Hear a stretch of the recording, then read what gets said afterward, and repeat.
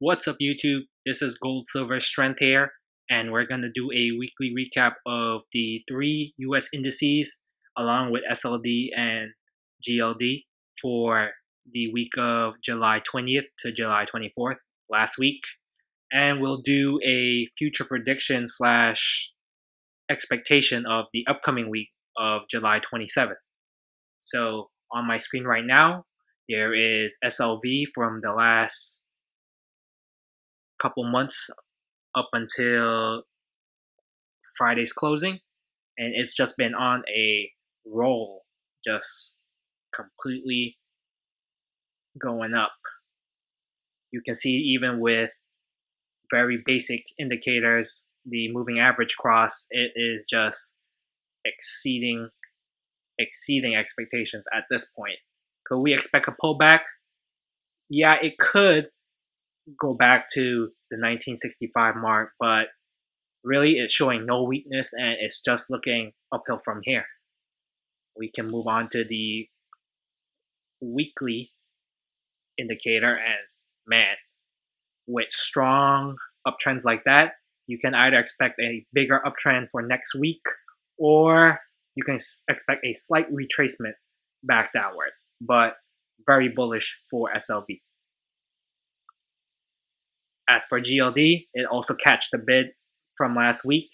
Very strong uptrend going up, and it's showing really no signs of weakness at this point. As for the daily, you can see that it caught a slight retracement, but very little. You can still expect a very strong bull trend for the next week. As for the Nasdaq, let us go to the weekly. As it was approaching the end of the week, it did do a slight retracement, and you can see it finished off right above the 9-day moving average. Not too surprising, but it's still a very bullish sign for me.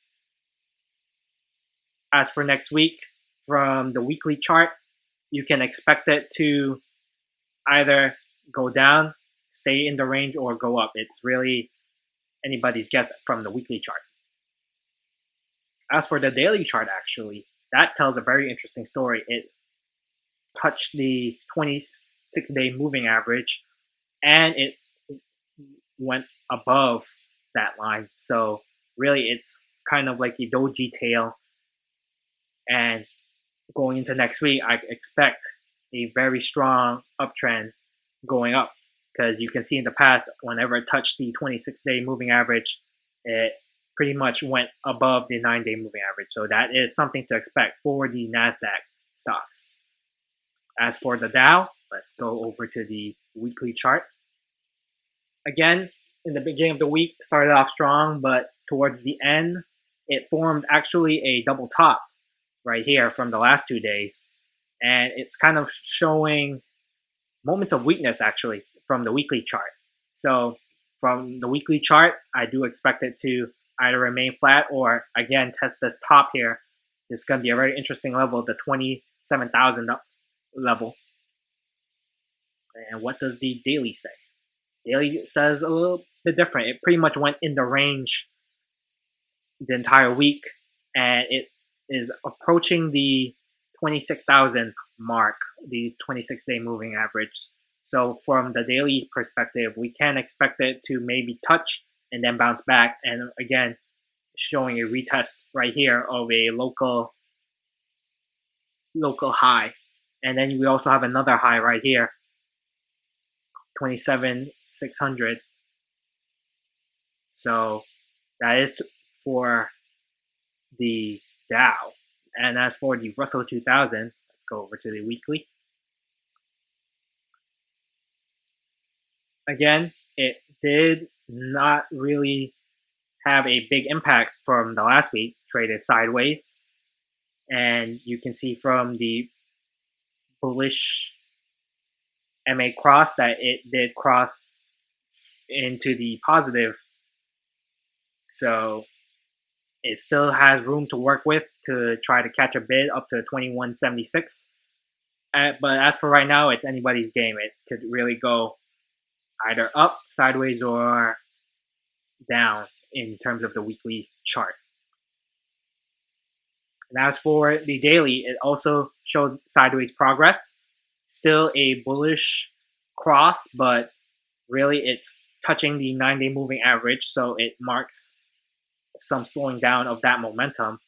And to expect for next week, it can either touch the 26-day moving average of 2048, but as you can see, whenever it touched, it just bounced right back up. So that is something very positive and still bullish for the Russell 2000, and we can expect good things from here.